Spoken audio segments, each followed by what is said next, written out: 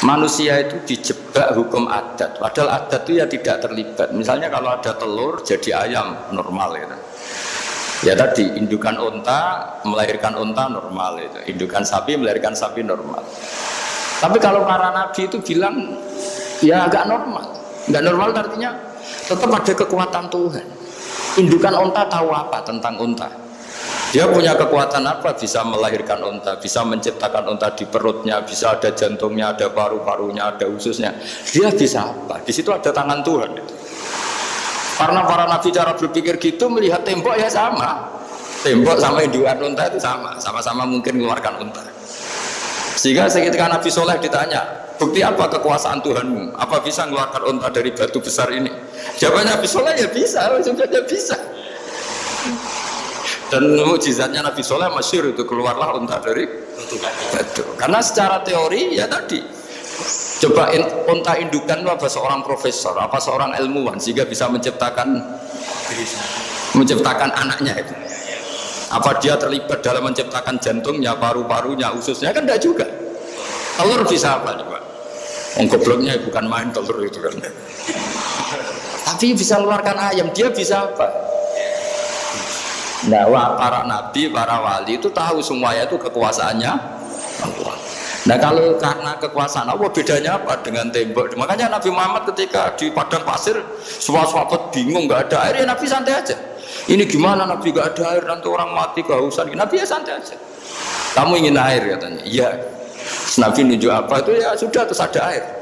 Ada yang keluar dari jemarinya, ada. Karena Nabi itu nggak tahu bedanya antara ini mungkin dan tidak mungkin, tuh nggak tahunya itu ya semuanya itu Allah. Kalau kamu kan nggak. Wah, daerah gini nggak mungkin ada air. Ini kan padang pasir. Air itu biasanya di daerah hutan gini malah berteori macam-macam. Seakan-akan tidak ada Tuhan. Jadi kalau orang nggak bakat wali pasti berpikirnya gitu. Makanya nggak wali-wali, itu memang nggak bakat karena itu kan artinya menafikan kekuasaannya Allah kan. Seakan-akan Allah tidak mampu bikin air di situ. Tapi kalau Nabi santai aja. Makanya Nabi Ibrahim ketika mau dibakar ya santai aja. Menurut beliau api bisa apa? Jadi itu meskipun hukum adat ya selalu berjalan. Normalnya api yang membakar, di padang pasir normalnya ya nggak ada air, normalnya batu ya nggak mengeluarkan unta. Tapi kamu jangan terjebak oleh keseharian yang Anda lihat. Tetap di balik itu ada kekuasaannya Allah Subhanahu wa Ta'ala. Nah, ini yang namanya iman. Dengan iman seperti itu nanti ketika kita mati itu ya santai saja. Ketika kita hidup ya tidak tahu oksigen itu apa masuk ke tubuh kita sistemnya kayak apa. Jantung kita ada ikut bikin, paru-paru kita. Artinya zaman kita hidup pun sebenarnya kita tidak bisa ngelola kehidupan itu, tidak bisa. Nah, kalau sama nggak bisa nanti setelah mati juga tidak bisa. Ya sudah, ketika kita hidup yang ngelola juga Allah, ketika mati juga yang ngelola. Bedanya apa? Nah, ini di sini terus kita dilatih inna sholati wa nusuki wa mahyaya wa mamati lillahi rabbil alamin. Tapi kenapa kita ragu terhadap kehidupan setelah kematian? Karena ketika kita hidup seakan-akan kita tahu cara hidup. Makanya Allah itu tersinggung betul ketika ada orang merasa bisa ngelola cara hidupnya. Makanya kata Allah kalau gojlok orang-orang yang kepedean itu, kalau kamu top, mbok jangan mati.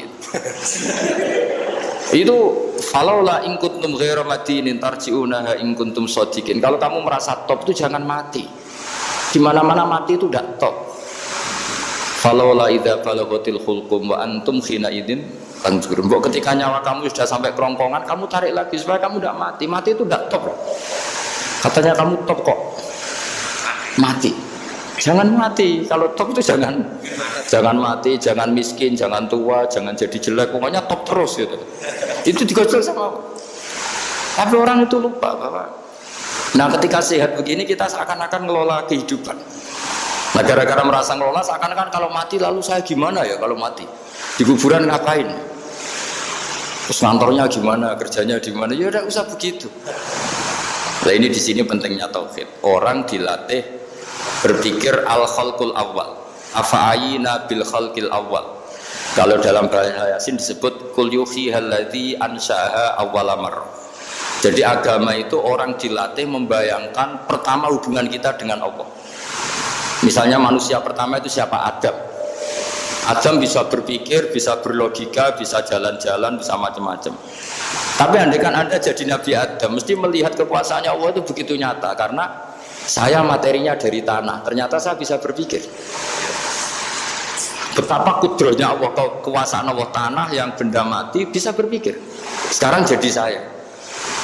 Sehingga ketemu, kira-kira Nabi Adam kalau ketemu tanah itu ya, kalau mau maksiat, wah ini tanah ini pasti komplain. Nah di sini pentingnya beragama. Sehingga ketika Rasulullah ngendikan, jika kamu memperbanyak sholat, maka tanah-tanah ini bersaksi terhadap sholat kamu. Jika kamu maksiat, juga tanah-tanah ini menjadi saksi pemberat. Itu kamu tidak jagal sama sekali, karena manusia pertama yang bernama Adam yang bisa berpikir itu materinya dari tanah. Jika kita tidak jagal ketika tanah disetatuskan bisa bersaksi. Tapi setelah kamu berpikir tanah itu bisa dicangkul, bisa dijadikan berhala, dijadikan kendi, dijadikan macam, seakan-akan tanah itu ya benda yang tidak penting. Tapi Nabi itu beda dengan kalian. Nabi tahu betul tanah ini makhluk Allah yang bisa berpikir. Sehingga Nabi ya ketika kalau kamu sholat sunat atau beribadah sebaiknya jangan di tempat yang sama, biar yang menyaksikan kamu sholat itu banyak. Kita mungkin kan masa bumi bisa bersaksi, tapi andaikan Anda Nabi Adam itu tidak akan janggal seperti itu, karena dia tahu materinya dari tanah dan ternyata jadi mata bisa melihat, jadi telinga bisa mendengar. Makanya Allah selalu mengingatkan, ingatlah al-khalqil awal, afayina bil khalqil awal. Karena khalqil awal ini yang menjadikan fitrah beragama yang baik. Sehingga ketika orang Yahudi bilang nggak mungkin Nabi Isa itu nggak anak zina, wong ibu kok tanpa bapak, anak kok hanya ada ibu tanpa bapak. Allah cara menjawab, inna masalah Isa intawoy kamasali Adam. Jika kamu protes ada Isa karena tanpa bapak, ya protes dengan Nabi Adam, tanpa ibu tanpa bapak. Nah ini diingatkan al-khalqil awal. Makanya Yasin bilang kul yuhyihal ladzi anshaha awwala marrah. Awal marrah itu kamu harus berpikir ketika hubungan kamu sendiri dengan Allah zaman sebelum ada semua. Jadi misalnya alam raya ini, bumi sebesar ini, masa suatu saat terus hilang, hancur, nggak berbekas. Ingat saja, bumi ini mulai dulu ya nggak ada. Diadakan oleh kekuatan besar yang super ada, yaitu Allah Subhanahu wa Ta'ala. Nah di sini kenapa faham-faham ateis itu hilang di dunia. Meskipun ada itu karena saking mungkin kurang peradaban. Makanya guru-guru kita mulai zaman Nabi Adam sampai sekarang itu cara berpikir sederhana. Bumi ini kadung ada. Di mana-mana sesuatu yang ada pasti disebabkan yang lebih ada. Kan nggak mungkin bumi yang ada kemudian penciptanya itu udah ada. Itu kan ngajak goblok bareng gitu kira-kira. Sesuatu yang ada disebabkan oleh sesuatu yang tiada. Maka guru-guru kita ngajari pertama sifat Allah itu wujud, karena ini wujud super atau kausa prima, terus kiai bilang wajibil wujud. Wajibil wujud terjemahan bukannya ya wujud super. Karena wujudnya Allah itu yang mempengaruhi ya semua alam raya ini, dia harus di depan. Masa yang menciptakan di belakang. Makanya terus disifati qadim. Qadim itu harus lebih dulu atau awal. Nah, makanya ketika Fir'aun ngaku Tuhan itu cara membatalkan Nabi Musa itu sederhana.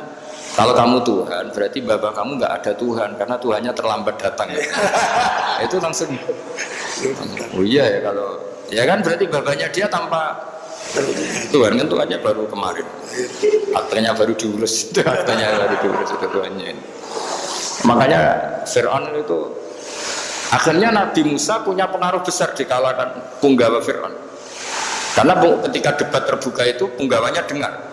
Akhirnya mereka iman sama Nabi Musa. Ini disebut wa qala rajulun mu'minun min ali fir'auna yaktumu iman. Banyak yang diam-diam ini iman karena logika Fir'aun jadi Tuhan itu nggak masuk akal.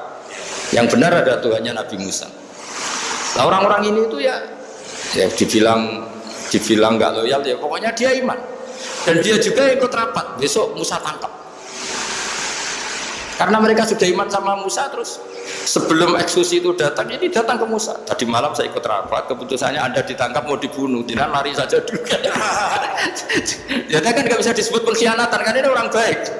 Jadi malamnya ikut rapat, besok Musa tangkap bunuh. Iya, ada Musa. Paginya sebelum di itu, Musa, saya nanti malam ikut rapat dan keputusannya Anda ditangkap dibunuh, kamu lari saja sekarang. Nah, kenapa iman? Karena logika yang dibangun Nabi Musa. Makanya ciri utama kebenaran itu bal naqdhifu bil haqqi 'alal batil fayadmaghuhu fa idza huwa zahid. Kebenaran sejati itu boleh diuji di mana saja. Dan Anda tidak usah khawatir kebenaran sejati itu kalah. Pasti menang. Kalau kebenaran itu kebenaran sejati pasti menangnya. Di sini terus ada ulama-ulama kayak banyak, termasuk di Indonesia kayak Pak Quraisy, kayak yang nyaman saja anak-anaknya di luar negeri karena merasa kebenaran sejati itu tidak akan kalah. Sehingga ketika ada negara yang begitu maju, saya pernah ditanya sama orang yang kuliah di Inggris, di Swiss, terus saya ini kan orang Indonesia tapi pengagum negara Swiss, Swedia, negara di sana itu makmur, terus tertib. Bagaimana saya tetap mencintai Islam yang secara lahir itu kadang-kadang beberapa negara Islam itu kacau. Ada seorang mahasiswa tanya gitu. Dia tanya cara ingat Allah. Dia membela Islam kira-kira gitu. Terus saya berita, tak kasih tahu dia. Ketika Anda muji negara-negara itu makmur, sejahtera, itu sebetulnya tetap utang jasa terbesar itu sama Tuhan. Pejabat bisa apa ketika Allah misalnya nggak bikin air? Negara bisa apa? Misalnya ketika Allah itu nggak bikin oksigen gitu. Tetap semua ketertiban itu karena kehendak Allah. Berarti utang jasa kamu di negara manapun tetap sama Allah, bukan pada yang lain.